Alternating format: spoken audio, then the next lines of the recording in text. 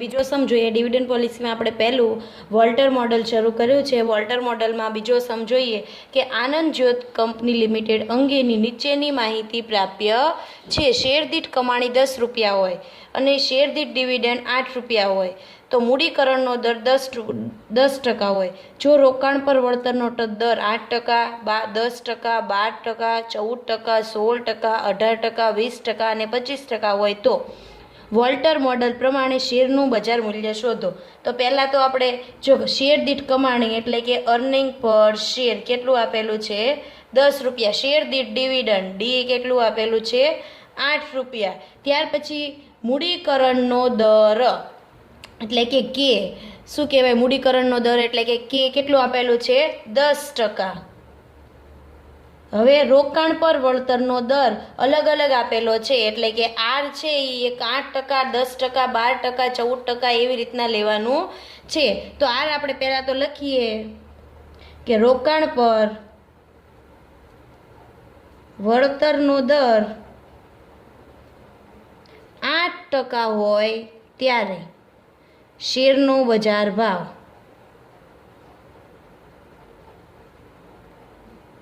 તો P0 એટલે શું થાય, શેરનું બજાર મૂલ્ય અથવા બજાર ભાવ ઇઝ ઇક્વલ ટુ સૂત્ર શું થાય ડી પ્લસ કૌંસમાં ઈ માઇનસ ડી. જો આ આપણે અહીંયા ઈ માઇનસ ડી ગુણ્યા આરના છેદમાં કે કરીએ છીએ એ અહીંયા આગળ લખીએ તો પણ ચાલે, પાછળ લખીએ તો પણ ચાલે, છેદમાં કે. ડી એટલે ડી કેટલો થાય છે 8 રૂપિયા શેર દીઠ ડિવિડન્ડ. ત્યાર પછી વત્તા ઈ એટલે કે અર્નિંગ પર શેર કેટલું છે શેર દીઠ કમાણી 10 રૂપિયા માઇનસ ડી એટલે કે 8 રૂપિયા ડિવિડન્ડ. પછી આર કેટલો છે અત્યારે 8%.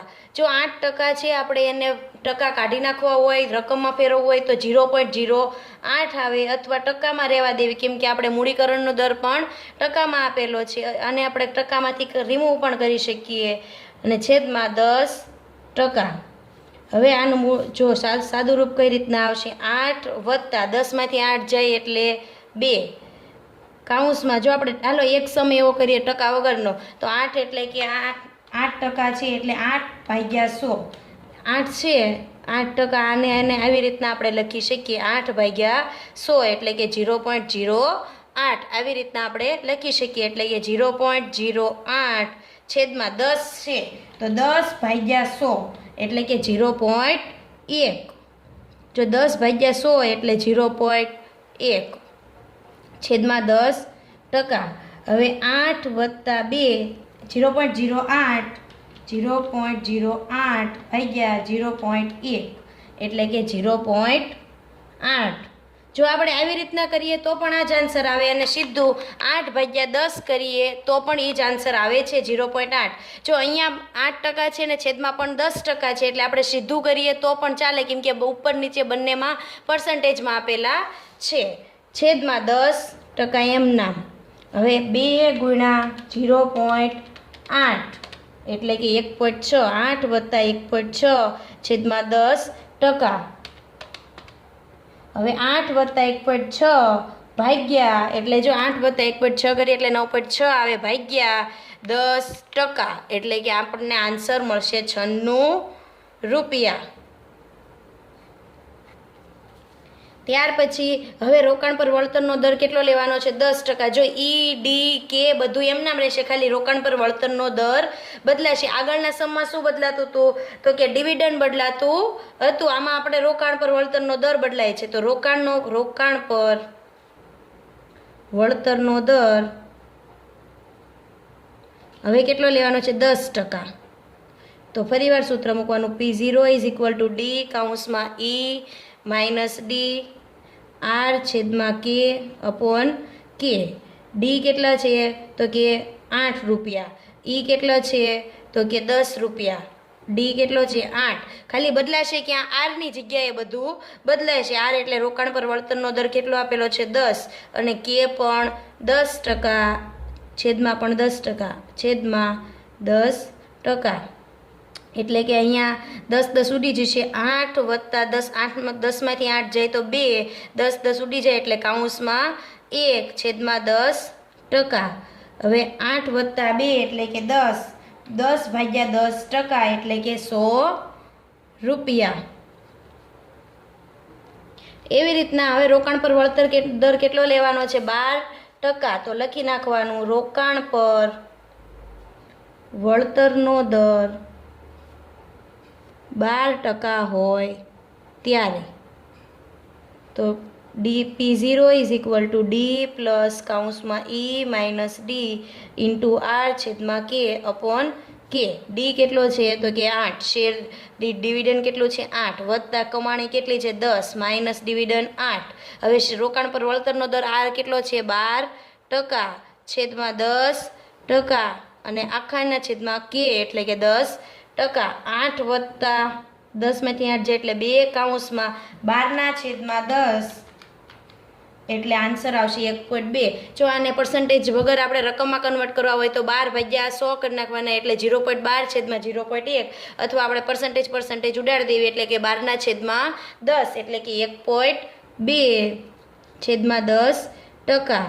8 વત્તા 1.2 ગુણ્યા 2 એટલે આન્સર આવશે 2.4 છેદમાં 10%. 2.4 વત્તા 8/10% એટલે કે 104 રૂપિયા. આ આપણો આન્સર. ત્યાર પછી હવે આવશે રોકાણ પર વળતરનો દર કેટલો? 14 હોય ત્યારે રોકાણ પર વળતરનો દર 14% હોય ત્યારે P0 એટલે કે શેરનો બજાર ભાવ. તો ફરીવાર સૂત્ર મૂકવાનું P0 is equal to D કૌંસમાં ઈ માઇનસ ડી ગુણ્યા આર છેદમાં કે અને છેદમાં કે.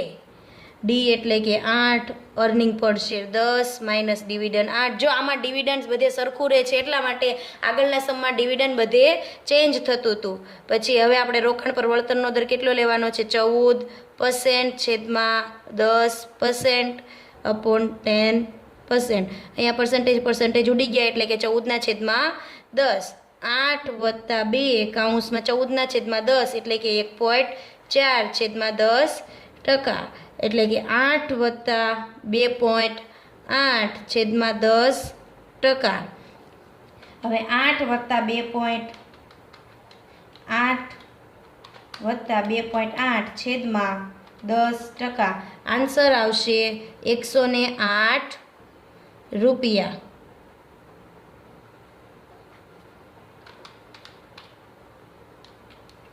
ત્યાર પછી હવે રોકાણ પર વળતરનો દર કેટલો લેવાનો છે? 16%. તો લખીએ રોકાણ પર વળતરનો દર 16% હોય ત્યારે P0. ફરીવાર સૂત્ર મૂકવાનું P0 is equal to D કૌંસમાં ઈ માઇનસ ડી આર છેદમાં કે અપોન કે. ડી એટલે શું થાય? શેર દીઠ ડિવિડન્ડ 8 રૂપિયા. પછી કમાણી કેટલી છે? 10 અને 8 રૂપિયા શેર દીઠ ડિવિડન્ડ. આર એટલે શું થાય? રોકાણ પર વળતરનો દર. આર એટલે યાદ રાખવાનું રોકાણ પર વળતરનો દર કેટલો લેવાનો છે? હવે 16% છેદમાં 10%. પર્સન્ટેજ આપણે ઉડાડી દીધા એટલે કે 16/10 છેદમાં આપણે 10%. 8 વત્તા 2 કૌંસમાં 1.6 છેદમાં 10%. 8 વત્તા 1.6 ગુણ્યા 2 એટલે કે 3.2 છેદમાં 10%. જો છેદમાં 10% છે એટલે આપણે ભાગ્યા 10% જ કરવાના છે કે 8 વત્તા 3.2 ભાગ્યા 10% એટલે કે 112 રૂપિયા. આ આપણો જવાબ. હવે રોકાણ પર વળતરનો દર 18% હોય ત્યારે સમ ગણવાનો છે. તો લખવાનું રોકાણ પર વળતરનો દર 18% હોય. રોકાણ પર વળતરનો દર 18% હોય ત્યારે P0 is equal to D plus કૌંસમાં ઈ minus D R upon k છેદમાં કે. હવે ડી એટલે શેર દીઠ ડિવિડન્ડ કેટલું છે? 8 રૂપિયા. શેર દીઠ કમાણી 10, ડિવિડન્ડ 8. રોકાણ પર વળતરનો દર કેટલો લેવાનો છે? 18% છેદમાં 10% છેદમાં 10%. એટલે કે 8 વત્તા 10માંથી 8 જાય એટલે 1.8 છેદમાં 10%. 8 વત્તા 1.8 ગુણ્યા 2 એટલે કે 3.6 છેદમાં 10%. એટલે આન્સર આવશે 8 વત્તા 3.6 ભાગ્યા 10%, એટલે 116 રૂપિયા. શેરનો ભાવ છે એટલે રૂપિયામાં આન્સર આવે. હવે રોકાણ પર વળતરનો દર કેટલો લેવાનો છે? 20%. લખીએ રોકાણ પર વળતરનો દર 20% હોય ત્યારે P0 is equal to D plus E minus D R છેદમાં કે અપોન કે. ડી એટલે કે ડિવિડન્ડ કૌંસમાં 10 માઇનસ 8 આર અપોન કે એટલે કે હવે કેટલો લેવાનો છે? 20% છેદમાં 10% અપોન 10%. 8 વત્તા 2 કૌંસમાં 2 છેદમાં 10% એટલે કે 8 વત્તા 4 છેદમાં 10% એટલે કે 12 ભાગ્યા 10%, એટલે આન્સર આવશે 120 રૂપિયા. આવી જ રીતે 25% હોય ત્યારે રોકાણ પર વળતરનો દર 25% હોય ત્યારે P0 is equal to D કૌંસમાં ઈ minus D R upon k છેદમાં કે. 8 કૌંસમાં 10 માઇનસ 8 આર કેટલો લેવાનો છે? 25 છેદમાં 10% છેદમાં 10%.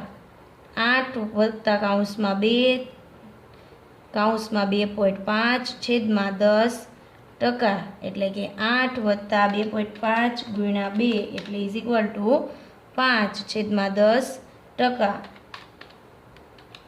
એટલે કે 13 ભાગ્યા 10%, એટલે આન્સર આવશે 130 રૂપિયા. અહીંયા સમ પૂરો. જો આવો સમ યુનિવર્સિટીમાં પૂછાઈ ગયેલો છે, પરંતુ આટલા બધા ન આપ્યા હોય, ખાલી 3 થી 4 આપેલા હોય.